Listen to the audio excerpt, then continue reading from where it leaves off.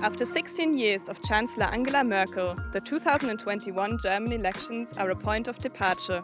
Merkel has been on the side of 4 different French and American presidents and numerous of her EU counterparts. She has been right at the heart of 5 massive crises, some of which she could not or would not solve.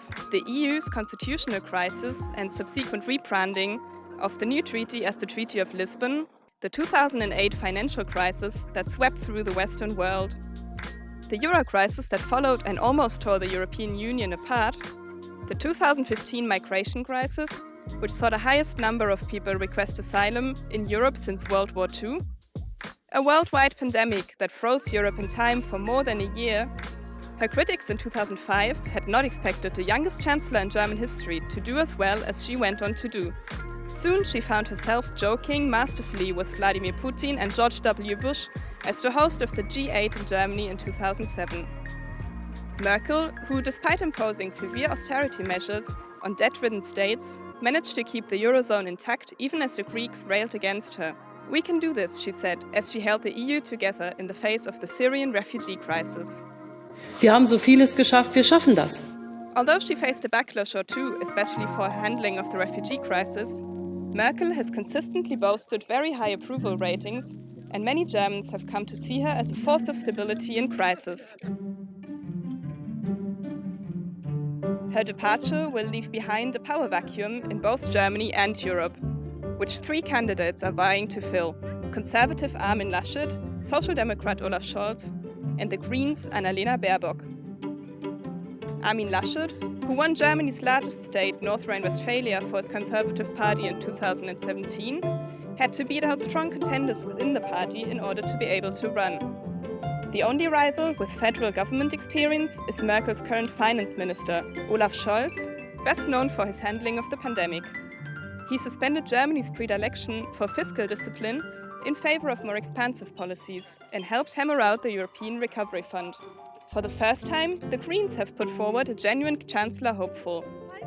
The Greens' leading candidate, Annalena Baerbock, stands for true departure from the status quo.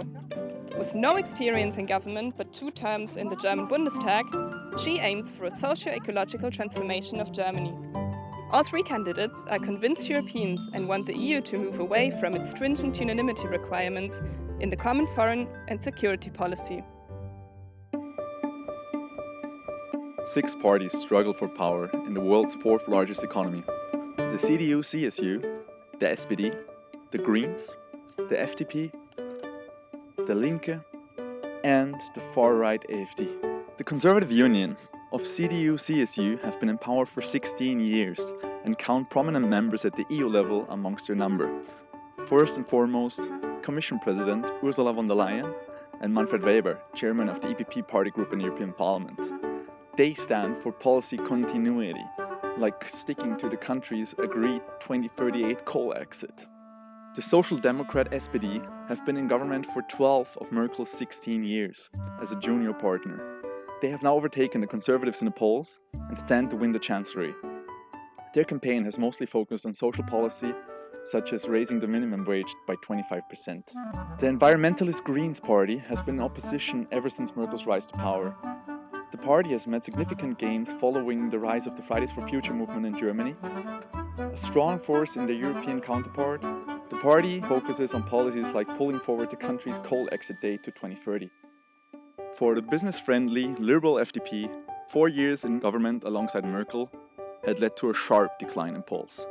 Now, the party is back and running on a digitalization platform and wants to significantly cut tax for corporations. The far-left party, Die Linke, has never formed part of a federal government. In the past, there have been off-limits in coalition talks due to their communist legacy and foreign policy positions like a hard stance against German soldiers abroad and their general pacifism. Domestically, the party wants to reduce normal working hours to 30 a week. Finally, the far-right AfD has lurched even more to the right since its founding in 2013, and all other parties have clearly ruled out coalitions with them. The only party in favor of nuclear power, the AfD, also wants Germany to exit the EU. After the German election, the parties will be assigned seats in the German Bundestag, based on how they did. The new Bundestag, the 20th in German history, must convene within 30 days. Then the parties must arrange themselves in a governing coalition, with more than 50% of the seats in the Bundestag amongst them, in a process where ministries are signed and common positions are found. This can be a long and drawn-out process. In 2017, it took the parties 172 days to come to an agreement to form a governing coalition between the Conservatives and the Social Democrats. As per the polls, with the Social Democrats in the lead, two potential coalitions stick out. The infamous far-left coalition of SPD, Greens and Die Linke, and the traffic light of SPD, Greens and the business-friendly FDP. We in Berlin expect the coalition negotiations to be long and drawn out and take somewhere around 80 to 170 days. There is much to discuss and many of the party have little experience in federal government. While coalition talks drag on, Merkel is going to hold down the fort as interim chancellor.